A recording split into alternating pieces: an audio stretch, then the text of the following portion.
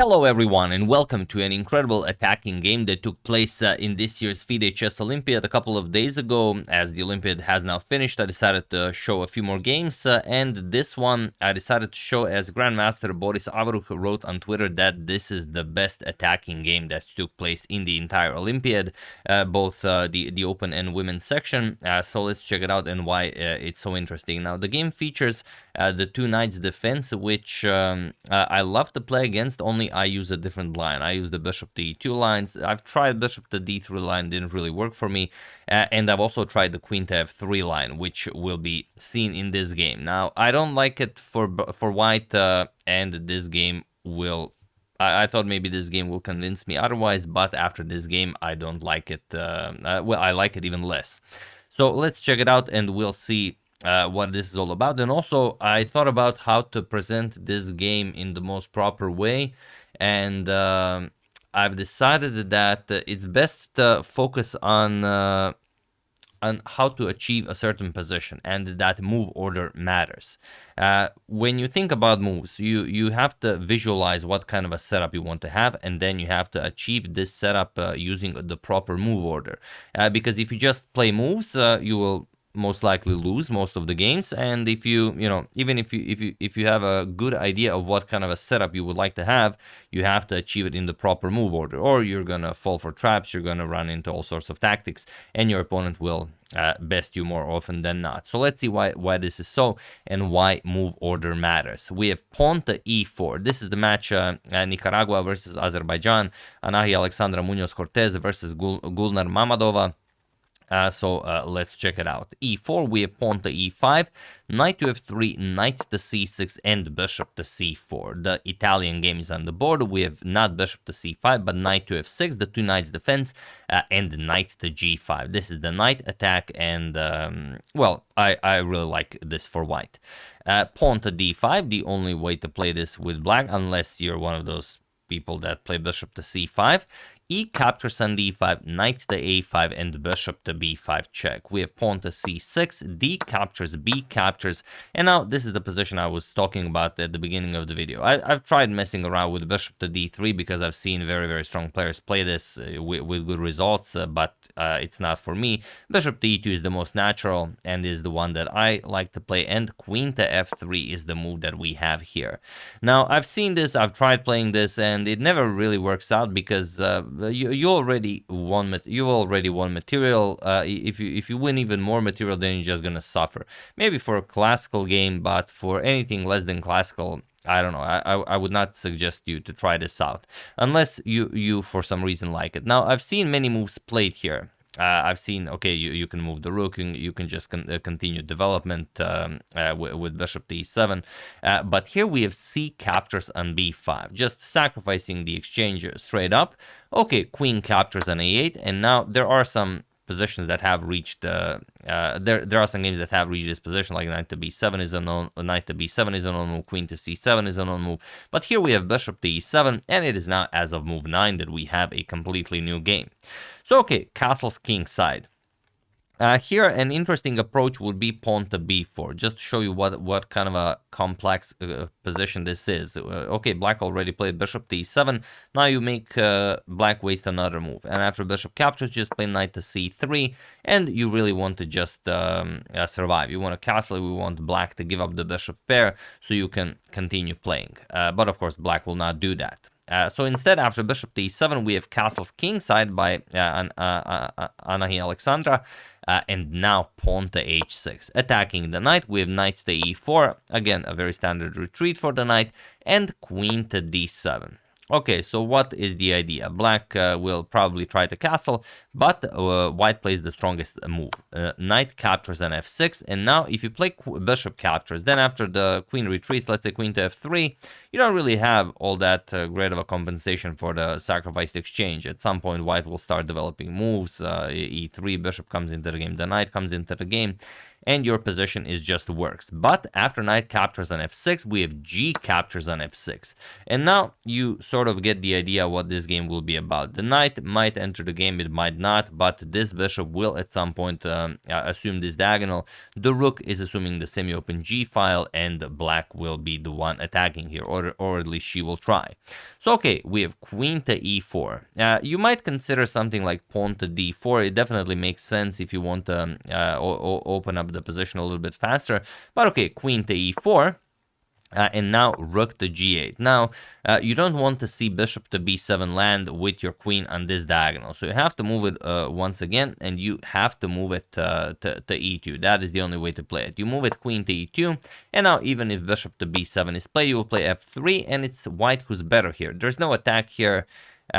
Nothing is really happening here. If pawn to e4, you can even play pawn to d3, and if captures on f3, you can just give the material back. It's not a problem. If bishop captures, queen captures, white is just much better. White has the safer king. White is up in material. White does not have a broken pawn structure, so white will be winning this game. But after this rook to g8 move, and this is what I meant by move order matters at the beginning of the video, you have to play queen e2 and f3 only if necessary. But she probably saw the exact same thing and decided to start with pawn to f3, and this just will not do.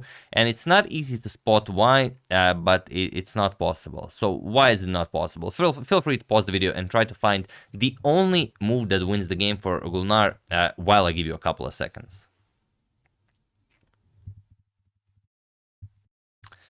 So for those of you who were able to do it, congratulations on being a true attacker of complicated positions. And for those of you who just want to enjoy the show, it is bishop to c5 check.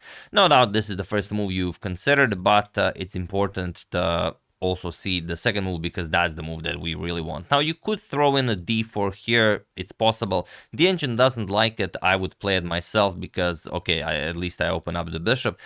So here we have king to h1, and now comes the start of a beautiful, beautiful attack. Rook captures on g2. No doubt the move you saw when you decided to play bishop to c5 check.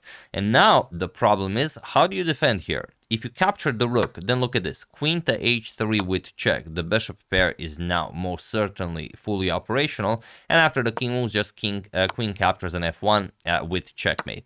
So you cannot touch the rook. We have queen to h4. Okay, what is happening here?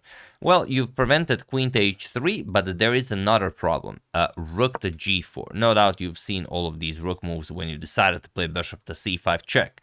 And now the problem is, again, the rook cannot be captured. If the rook is captured with the pawn, just bishop to b7 check. And now look at this mighty bishop pair. Rook to f3 with a beautiful double bishop checkmate.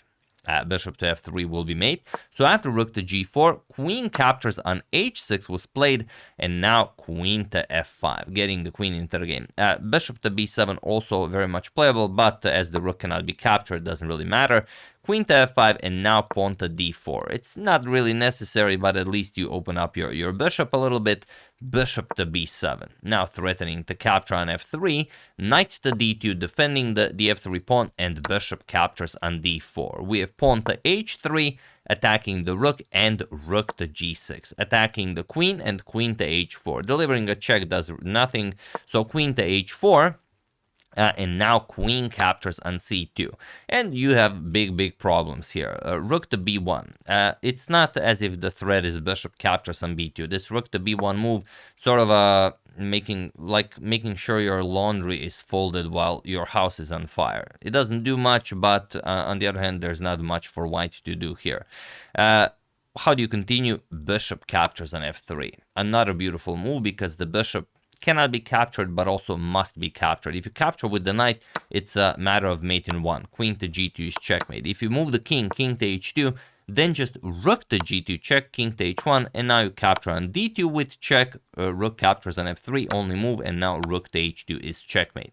So that will not work. So after bishop captures on f3, rook captures on f3 seems to be the only way to play it, and now queen to d1. We have rook to f1, and there is only one move that wins the game for Gulnar, but no doubt you guys see it, and that is rook to g1. This comes with check. You you have to move the king. If you capture the rook, of course, just queen captures and g1 is checkmate. So king to h2 was played, and now queen to e2 with check. We have rook to f2, and now bishop captures on f2. There is nothing you can do here. Queen to e4, sort of an attempt at trading queens here. Okay, maybe if Gulnar trades, maybe the game can still continue. Black will be winning, but okay, maybe you can still find some poison. But here, just bishop to e3 with check, and he was in this position on move 27 that Anahi, Alexandra, Munoz, Cortez resigned the game, as there is nothing more to be done here. Your only option here is queen to g2, and that will be met with queen captures and g2 checkmate.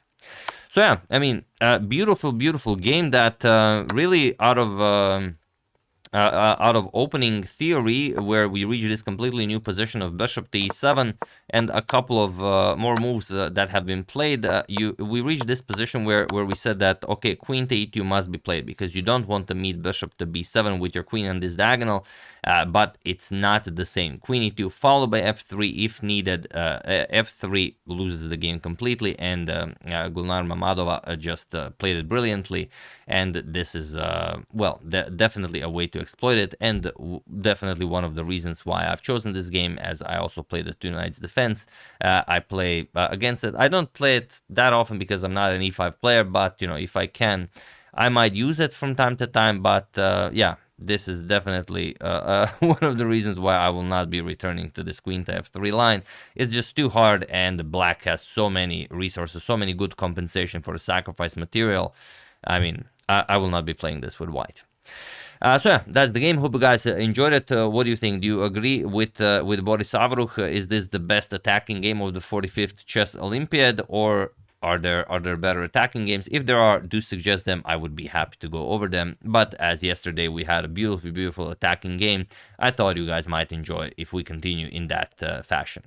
So yeah, that's the game. Hope you guys enjoyed it. Brilliant stuff by Gulnar Mammadova. I would like to thank an anonymous person, Grandmaster Uncle Moves Only, Ranko Djogashovic, Nishan Travi, and GersnyChessFestival.org.gg for your contribution to my channel. Thank you a lot. I really appreciate it. As usual, you can check 2 of my previous videos here. Thank you all for watching, and I will see you soon, continuing to check up on your wonderful suggestions and whatever else happens in the chess world. Thank you all. I will see you soon, and have an excellent rest of your day.